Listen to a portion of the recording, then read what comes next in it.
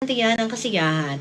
Alam mo ba, sabi nila kapag ang tao laging masaya, malayo sa sakit yung mga taong ganyan. Kasi kapag ang tao laging happy, mas matibay ang immune system niya. So, 'di ba? So tonight, mag-relax ka idol sa ating mga magagandang tugtugan. Kahit nasa trabaho, pwede mag-relax. Oo naman, 'di ba? Hindi mo kailangan masyadong i-stressan ang sarili mo sa mga bagay na hindi naman importante, mga bagay na hindi naman nagma-matter, or sa mga bagay na beyond your control, idol.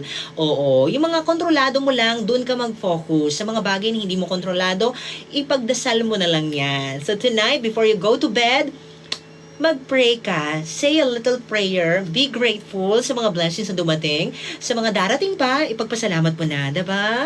At sa mga kailangan mong ipagdasal, oo, ilapit mo sa Kanya, para, alam mo na, mas gumaan.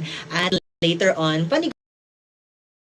kung bakit nangyari yon at bakit kailangan mo pagdaanan yon, diba, idol? Ayan na nga. Siyempre, habang nakikinig ka ngayon, alam mo, idol, pwede mo rin akong panoorin. Live na live din ako ngayong gabi sa aking TikTok account, DJ Kichi939. Hello sa lahat ng aking viewers kayon, mga idol. Hello sa inyo lahat dyan. Sino gusto magpa-shoutout, pwede yan dito. All you gotta do ay i-message ako sa aking Facebook page. Hanapin mo ang DJ na may K-I-T-C-H-I-E Lodi. Pwede mo rin ako i-text sa aming text line number na 0939-706-2816 idol. Ayan, ito nga, batingin ko muna yung mga nag-text dito sa atin. Yung kapatid daw niyang si Alicia Bayona. Congratulations dahil pasok sa Dean's List. Dean's Lister, ayan, bongga naman, ng BHPH.